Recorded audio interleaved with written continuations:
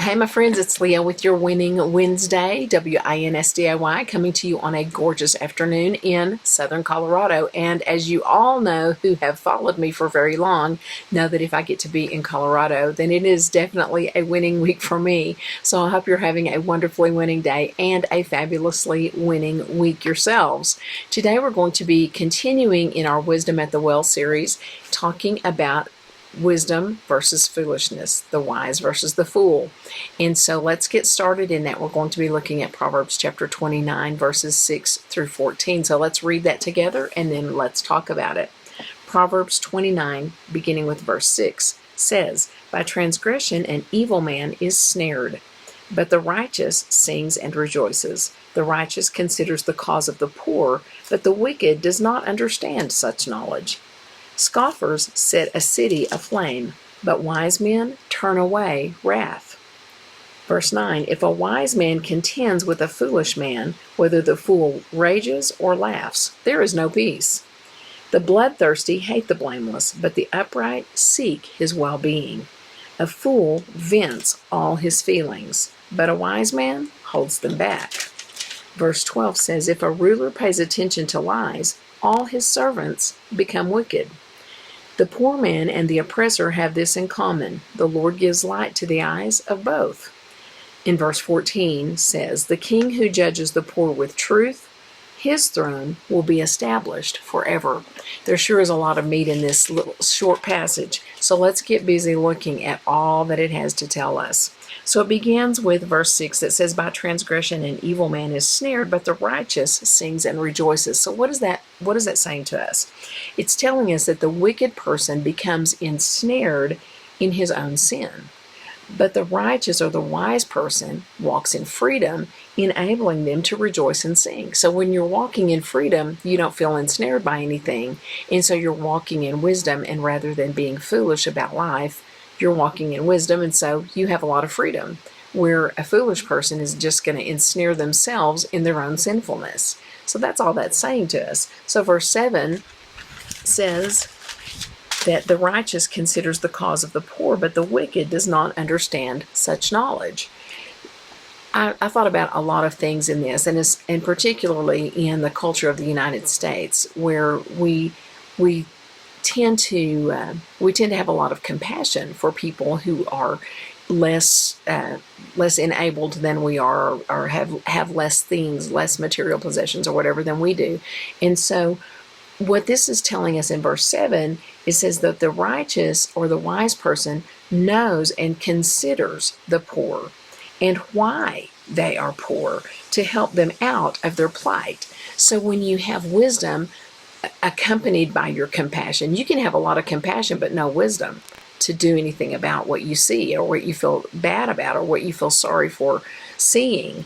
And so when you have wisdom, then you can consider why is this person in this place? How can I help them get out of this place? Whereas the wicked do not give full consideration. They may see it and have compassion on it, but they don't give full consideration, so they don't really know what to do about it. And so they don't really get it, and they don't try to really know about the person's situation and why they got there. They just want to just kind of throw some money at it, or something like that. Just give them a few dollars or give them a meal or whatever, and then move on, instead of trying to help them out of their plight. And that's really what this is getting at. So we need to look at someone, use wisdom, and say, if somebody is in dire straits, or they're in a plight a situation that we can help them out of, and we can go, okay, this is why you're in this situation. Let me help you understand that, so you can get out of this permanently. So that's how we need to look at it, and that's what this verse is telling us. So verse 8 then goes on, and it says, "Scoffers set a city aflame, but wise men turn away wrath."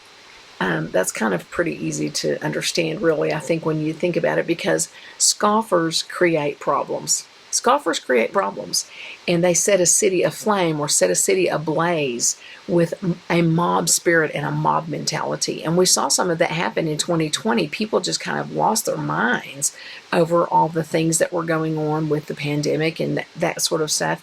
And they created all of these problems, and scoffers were the real issue. It was people that were saying things when they should have been quiet. And this verse goes on to say that the wise person, though, turns away wrath. They use wisdom to stop this nonsense, this mob mentality.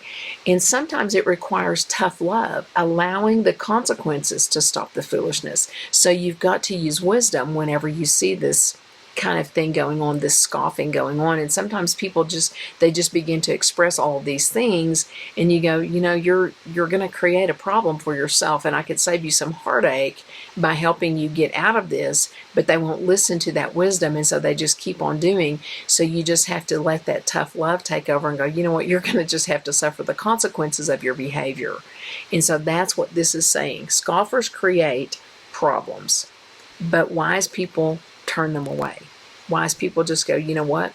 I'm just going to let go of this problem, this situation, and let it play itself out. So verse 9 then says, if a wise man contends with a foolish man, whether the fool rages or laughs, there is no peace. Isn't that the truth? Haven't you seen that in action?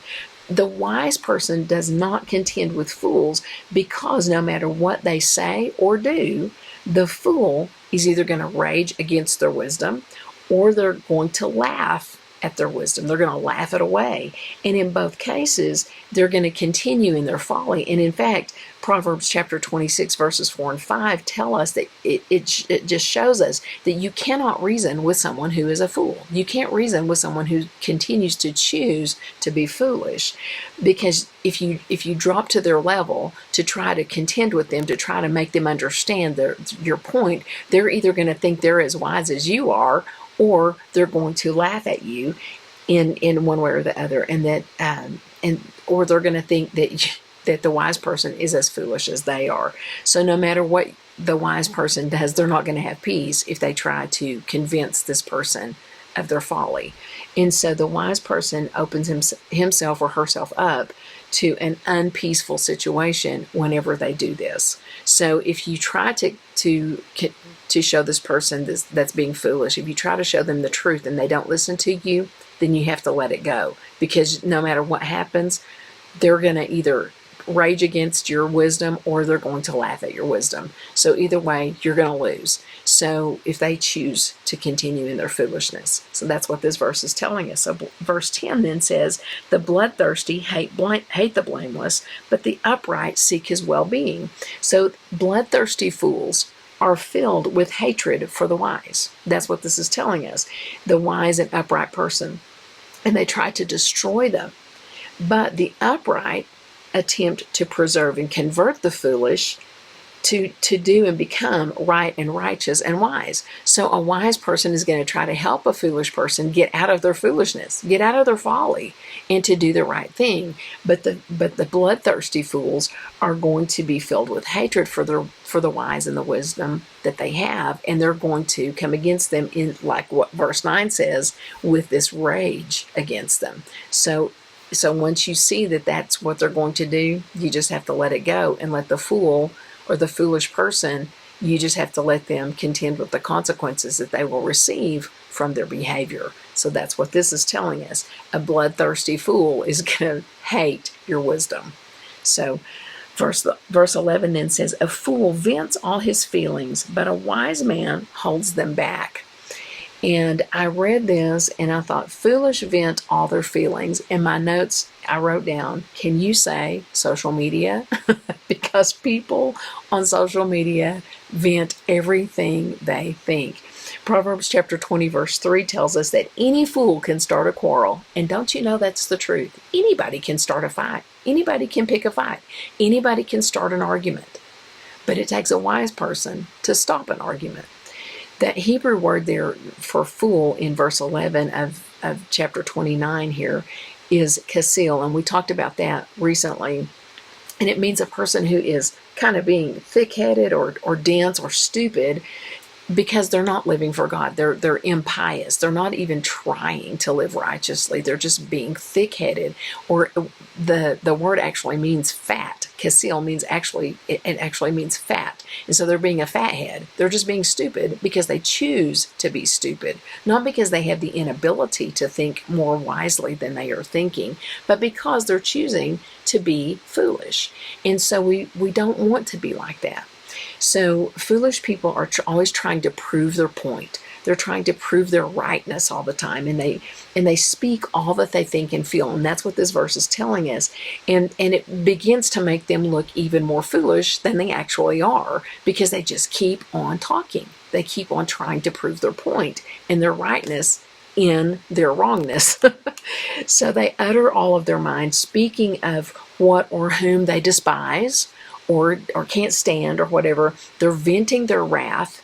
And we just see this a lot. We see this very often on social media, whether it's a political argument, and I think that because this is a political election year, but whether it's a political argument or if it's just somebody they're mad about, they're angry with somebody, and so they just get on social media and they vent all of those feelings and they just throw it out there for the entire world, because I think sometimes people forget the whole world can see that.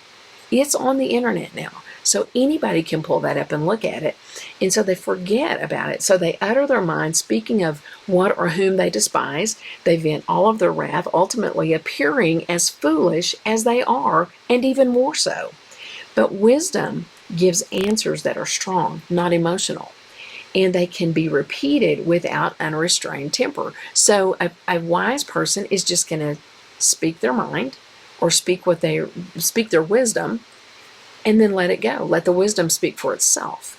Where a foolish person is just going to keep on talking and looking more and more foolish. A fool uses their emotions as their tools to express their mind, and it leads to rage. That's all it does. It just starts an argument. And so that's what this verse is telling us about. And I thought of social media because we see that so often when people get on social media and they just start acting silly and crazy. And you just go, what in the world are you even talking about? Because they stop making sense because they use a lot of words.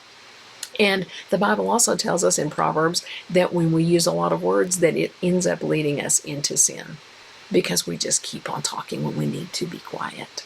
So let's go on. Let's look at verse 12. Verse 12 says, if a ruler pays attention to lies, all his servants become wicked. So a foolish leader listens and adheres to lies and falsehoods, untruths, and those who follow them do exactly the same thing. They follow after their leader. So it's like your leader, that's how your followers are going to be. So it's true that, it all starts at the top. If you have a good leader, you're going to have good people. You're going to have good things going on. If you have a lousy leader, lousy things are going to ensue. I mean, that's just the truth. It's just the absolute truth. And Solomon wrote about it. Solomon was a good leader, and he did some foolish things, but he learned from his foolish things. And he said, you know what? I've learned from this, and let me tell you about it. And so that's why we use a lot of his writings, because he said, I messed this up here, so I want to tell you how to do it right. So like the leader, the people will be. That's what that means. So verse 13 says, the poor man and the oppressor have this in common. The Lord gives light to the eyes of both. So a message for all Christ followers is in this for us, because God gives light to everyone. He reveals who he is to everyone. The fool, the oppressor, the fraudulent, the rich, the poor, the borrower, the lender, and everyone else. The key, though, is what do we do with the light we've been shown? That's what the key is. What will we do with the light we're shown? Will we continue in our foolish ways, or will we repent and turn toward righteousness? That's the key. What will I do with the light that the Lord has given to me? How will I carry out the rest of my life from this moment forward, from this light that he has shown to me? God gives light to everyone. What will I do with it?